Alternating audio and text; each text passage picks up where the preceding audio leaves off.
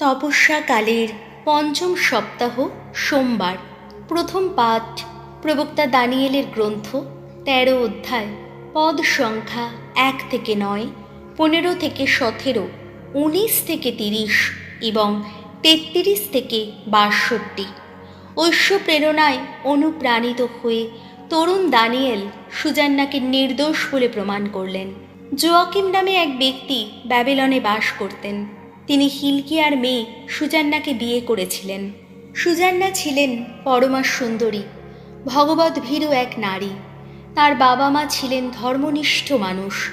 তারা নিজেদের মেয়েকে মোশির শিক্ষার আদর্শেই গড়ে তুলেছিলেন। জোয়াকিম খুবই ধনী লোক ছিলেন। তার বাড়ির পাশে তার একটি চমৎকার বাগান ছিল। বহু ইহুদি তার কাছে আসা যাওয়া করত, কেননা তিনিই ছিলেন তাদের সবার মধ্যে সবচেয়ে গণ্যমান্য ব্যক্তি। সেই বছরে জনসাধারণের মধ্য থেকে বিচারক রূপে মনোনীত করা হলো দুজন প্রবীণকে। এদেরই সম্বন্ধে প্রভু বলেছেন, অধর্মের জন্ম ব্যাবিলনেই। সেই কজন প্রবীণেরই কাজের ফলে যারা ছিল বিচারক, যাদের কিনা জনগণকে সুপথে চালিত করারই কথা। এই দুজন প্রবীণ জোয়াকিমের বাড়িতে প্রায়ই আসতেন। যাদের মামলা মোকদ্দমা থাকত তারা সেখানেই এসে তাদের সঙ্গে দেখা করত। দুপুরবেলায় সকলে চলে যাবার পর সুজান্না স্বামীর বাগানে একটু বেড়াতে আসতেন। দিনের পর দিন সেই দুজন প্রবীণ লক্ষ্য করতেন সুজান্না সেখানে আসছেন, সেখানে বেড়াচ্ছেন। ক্রমে তার জন্যে লালায়িত হয়ে উঠলেন তাঁরা। জ্ঞানহারা হয়ে স্বর্গের দিক থেকে দৃষ্টি ফিরিয়ে নিলেন তাঁরা।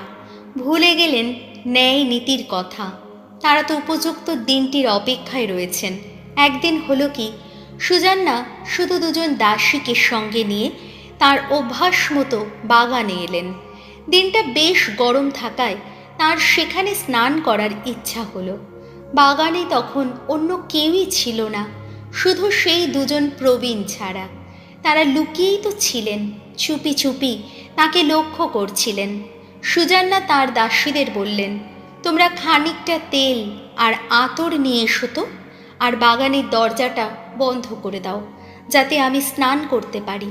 দাসীরা বাইরে যেতেই দুজন প্রবীণ উঠে দাঁড়ালেন আর সুজান্নার কাছে ছুটে এসে বললেন, ওই দেখো, বাগানের দরজাটা এখন বন্ধ, কেউই আমাদের দেখতে পাচ্ছে না। আমরা তোমাকে পেতে চাই, রাজি হও তুমি, আমাদের কাছে ধরা দাও, নইলে আমরা কিন্তু তোমার বিরুদ্ধে সাক্ষী দিয়ে বলবো যে তোমার সঙ্গে একজন যুবক ছিল, আর তাই তো তুমি ওই দাসীদের সরিয়ে দেবার জন্যে বাইরে পাঠিয়ে দিয়েছিলে। সুজান্না একটা কাতর দীর্ঘশ্বাস ফেলে বললেন, সংকট এখন আমাকে ঘিরেই ধরেছে। অমন কাজ যদি করি আমাকে তো মরতেই হবে, আর যদি না করি আপনাদের হাত থেকে আমার তো রেহাই নেই। তবে প্রভুর চোখে যা পাপ কাজ তা করার চেয়ে আমার পক্ষে বরং অমনটি না করে আপনাদের হাতে পড়াটাই বাঞ্ছনীয়।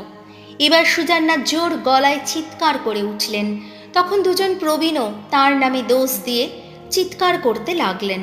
তাদের একজন ছুটে গিয়ে বাগানের দরজাটা খুলে দিলেন। বাগানে ওইসব চিৎকার শুনে বাড়ির লোকেরা তখন সুজান্নার কী হয়েছে তা জানবার জন্যে পাশের দরজা দিয়ে বাগানে দৌড়ে এলো। যখন দুজন প্রবীণ তাদের সেই গল্পটা শোনালেন, তখন চাকর বাকর সকলেই খুবই অপ্রস্তুত হয়ে পড়ল, কেননা সুজান্নার নামে এর আগে কেউ কখনো এ ধরনের কথা বলেনি। পরের দিন তার স্বামী জোয়াকিমের বাড়িতে যখন সবাই এসে জড়ো হয়েছে, সেই সময় সেই দুজন প্রবীণ সেখানে এসে হাজির হলেন। তখন এই বদ মতলব তাদের পেয়ে বসেছে, তারা সুজান্নার মৃত্যু ঘটাবেনি। উপস্থিত সকলের সামনে তারা বললেন, হিলকিয়ার মেয়ে জোয়াকিমের স্ত্রী সুজান্নাকে এখানে ডেকে পাঠাও। সঙ্গে সঙ্গে তারা তাকে ডাকতে গেল। তখন সুজান্না এলেন, আর তার সঙ্গে এলেন তার বাবা মা, তার ছেলে মেয়ে ও তার যত আত্মীয় স্বজন, তার আপনজনেরা এবং তাকে যারা দেখছিল তারা সবাই তখন কাঁদছে। এবার ওই দুজন প্রবীণ সকলের মাঝখানে উঠে দাঁড়িয়ে তার মাথার ওপর একবার হাত রাখলেন। কাঁদতে কাঁদতে তিনি স্বর্গের দিকে চোখ তুলে তাকালেন, কেননা তার অন্তরে ছিল প্রভুর প্রতি গভীর বিশ্বাস। ওই দুজন প্রবীণ তখন বললেন, আমরা একা বাগানে হেঁটে বেড়াচ্ছিলাম, এমন সময় এই মেয়েটি দুজন দাসীর সঙ্গে ভেতরে এলো। বাগানের দরজাটা বন্ধ করার পর এই মেয়েটি দাসীদের বাইরে যেতে বলল। একটি যুবক যে কিনা লুকিয়েছিল সে তখন এর কাছে এলো, এর সঙ্গে শুলো। আমরা বাগানের যে কোণে দাঁড়িয়েছিলাম সেখান থেকে ওই অন্যায় কাণ্ড দেখে আমরা তাদের দিকে ছুটে গেলাম। মিলিত অবস্থাতেই দেখতে পেলাম তাদের, কিন্তু ওই লোকটাকে ধরে রাখতে পারলাম না, কেননা আমাদের চেয়ে ওর গায়ের জোর অনেক বেশি ছিল। বাগানের দরজাটা খুলে সে তখন পালিয়ে গেল। তবে আমরা এই মেয়েটিকে ধরে ফেললাম। একে জিজ্ঞেস করলাম কে ওই যুবক। এ কিন্তু কিছুতেই তা বলতে চাইল না। আমরা ওই সব কিছুর সাক্ষী। তারা জাতির প্রবীণ আর বিচারক বলে সভার লোকেরা তাদের কথা বিশ্বাস করল। তাই সুজান্নাকে তারা মৃত্যুদণ্ডে দণ্ডিত করল। তখন সুজান্না জোর গলায় বলে উঠলেন, ওগো শাশ্বত ঈশ্বর, গোপন সব কিছু তোমার তো জানাই থাকে। যা কিছু ঘটবে তুমি তো আগে থেকেই তা সবই জানো। ওরা যে আমার বিরুদ্ধে মিথ্যে সাক্ষী দিয়েছে, তোমার তো সে কথা অজানা নেই। এখন আমার বিরুদ্ধে ওরা শয়তানি করে যে সব সাজানো অভিযোগ এনেছে, তেমন কোনো কিছু না করেও আমাকে কিনা মরতে হবে। প্রভু তাঁর কণ্ঠের এই ডাক শুনতে পেলেন। সুজান্নাকে মেরে ফেলবার জন্যে যখন নিয়ে যাওয়া হচ্ছিল, সেই সময় ঈশ্বর দানিয়েল নামে বেশ তরুণ একজনের পবিত্র অন্তর উদ্বুদ্ধ করে তুললেন। দানিয়েল জোর গলায় বলে উঠলেন, এই নারীর রক্তপাতের ব্যাপারে আমি কিন্তু দায়ী থাকছি না। সকলে তখন তার দিকে ফিরে তাকিয়ে জিজ্ঞেস করল, এ কি কথা বলছো তুমি? তাদের মাঝখানে দাঁড়িয়ে তিনি উত্তর দিলেন, ইসরায়েলের মানুষেরা, আপনারা কি এতই নির্বোধ? আপনারা কি না কোনো রকম তদন্ত না করে আসল ব্যাপারটা কি ঘটেছে তা জেনে না নিয়ে ইসরায়েলের একটি মেয়েকে দণ্ডিত করলেন? এখন আপনারা বরং বিচার সভায় ফিরে যান, কেননা ওরা তার বিরুদ্ধে যে সাক্ষী দিয়েছেন তা মিথ্যে। তখন সকলে দেরি না করেই ফিরে গেল। সেখানে অন্যান্য প্রবীণেরা দানিয়েলকে বললেন, এসো, আমাদের মধ্যে বসে তুমি এবার তোমার বক্তব্য আমাদের কাছে খুলে বলো, কেননা ঈশ্বর তোমাকে দিয়েছেন প্রবীণের বুদ্ধি বিচার। তখন দানিয়েল তাদের বললেন, ওদের দুজনকে একেবারে আলাদা করে রাখুন, আমি ওদের জেরা করব। তাই তাদের আলাদা করে রাখা হলো। দানিয়েল এবার তাদের একজনকে ডেকে আনিয়ে বললেন, অনর্থ করে করেই বুড়ো হয়ে গেলেন আপনি, আর এখন বিগত দিনের সমস্ত পাপ তো আপনার সামনেই এসে দাঁড়িয়ে আছে। বারবার অন্যায়ভাবে বিচার করে আপনি তো কত নির্দোষকে দণ্ডিত করেছেন, আর কত অপরাধীকে বেকসুর খালাস করে দিয়েছেন। অথচ প্রভু বলেছেন, কখনো নির্দোষ ও ধার্মিক মানুষের প্রাণ নেবে না।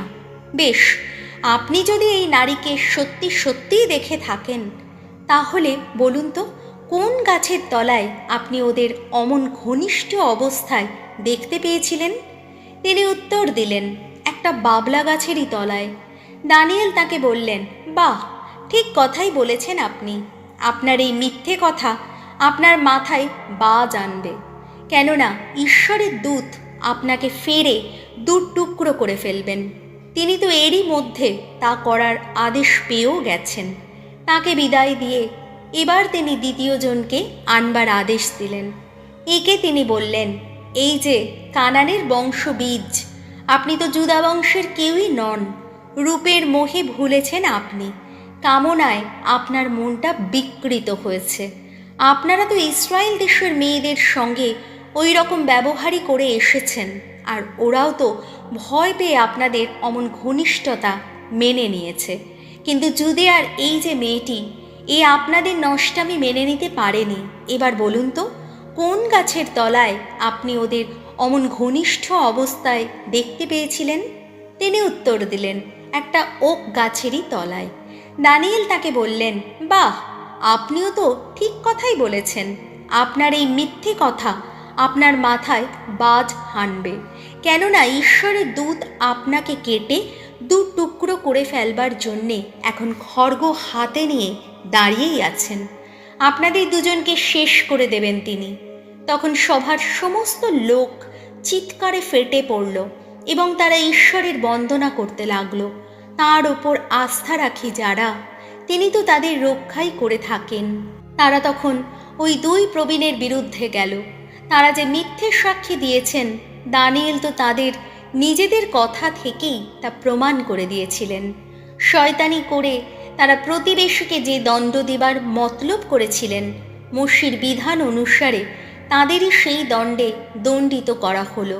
লোকেরা তখন তাদের হত্যা করল। এইভাবে সেদিন একটা নির্দোষ প্রাণ রক্ষা পেল। প্রভুর বাণী। শাম সঙ্গীত ধুয়ো। প্রভু, অন্ধকারে ভয় কি আমার, তুমি তো আছো পাশে। ভগবান আমার রাখাল, আমার কিসের অভাব। সবুজ তৃণভূমিতে তিনি আমাকে শুইয়ে রাখেন, আমাকে চড়িয়ে নিয়ে যান শান্ত জলের তীরে, সঞ্জীবিত করেন আমার প্রাণ। ধুয়ো। প্রভু, অন্ধকারে ভয় কি আমার, তুমি তো আছো পাশে। নিজের নামের গৌরব প্রকাশ করতে তিনি আমায় ধর্মপথেই চালিত করেন। ছায়াচ্ছন্ন গিরিসংকট পার হতে গিয়েও কোনো অমঙ্গলের ভয় করি না আমি। ওগো, তুমি যে সারাক্ষণ আমার সঙ্গেই রয়েছ। তোমার যষ্টি, তোমার পাঁচনি, এই তো আমার ভরসা। ধুয়ো। প্রভু, অন্ধকারে ভয় কি আমার, তুমি তো আছো পাশে। ওগো, আমার জন্যে তুমি সাজাও অন্নভোজ আমার শত্রুদের চোখের সামনে। আমার মাথায় মাখিয়ে দাও সুবাসিত তেল, আমার পান পাত্র হয় উচ্ছ্বলিত। ধুয়ো। প্রভু, অন্ধকারে ভয় কি আমার, তুমি তো আছো পাশে। আমার সারাটা জীবন ধরে তোমার কল্যাণী করুণা আমার নিত্য সঙ্গী হবে। ভগবানের গৃহে বাস করব আমি, জীবিত থাকব যতদিন। ধুয়ো। প্রভু, অন্ধকারে ভয় কি আমার, তুমি তো আছো পাশে। বাণী বন্দনা। পাপীর মৃত্যু আমি চাই না, আমি চাই যেন বেঁচে থাকি পাপী, ভুল পথে আর যায় না। যোহন রচিত মঙ্গল সমাচার, 8 অধ্যায়, পদ সংখ্যা 1 থেকে 11। যিশু এক ব্যভিচারিণীকে তার অভিযোক্তাদের হাত থেকে রক্ষা করলেন। যিশু একদিন ভোরবেলায় মন্দিরে এসে হাজির হলেন। সকলে তখন তার কাছে আসতে লাগলো, তাই তিনি সেখানে বসে তাদের উপদেশ দিতে শুরু করলেন। এই সময় শাস্ত্রীরা ও ফরিসিরা তার কাছে একটি মেয়েকে নিয়ে এলেন। সে ব্যভিচার করার সময় ধরা পড়েছিল। তাকে সকলের সামনে দাঁড় করিয়ে তারা যিশুকে বললেন, গুরু, এই মেয়েটি ব্যভিচার করছিল, হাতে নাতেই ধরা পড়ে গেছে। এখন বিধানে মোশে আমাদের এই আদেশ দিয়ে গেছেন যে এই ধরনের মেয়েকে পাথর ছুঁড়েই মেরে ফেলা হবে। এই বিষয়ে আপনি কি বলেন? তারা অবশ্য তাকে যাচাই করবার জন্যেই এই কথা বলছিলেন, যাতে তাকে অভিযুক্ত করার মতো কোনো কিছু তারা পেতে পারেন। কিন্তু যিশু তখন নিচু হয়ে মাটিতে আঙুল দিয়ে আঁক কাটতে শুরু করলেন। এদিকে তারাও তাকে বারবার একই প্রশ্ন করতে লাগলেন। তাই যিশু আবার সোজা হয়ে তাদের বললেন, আপনাদের মধ্যে যিনি নিষ্পাপ তিনিই প্রথমে ওকে পাথর ছুঁড়ে মারুন। তারপর তিনি আবার নিচু হয়ে মাটিতে আঁক কাটতে লাগলেন। এই কথা শুনে বৃদ্ধ থেকে শুরু করে তারা সকলেই সেখান থেকে একে একে সরে পড়তে লাগলেন।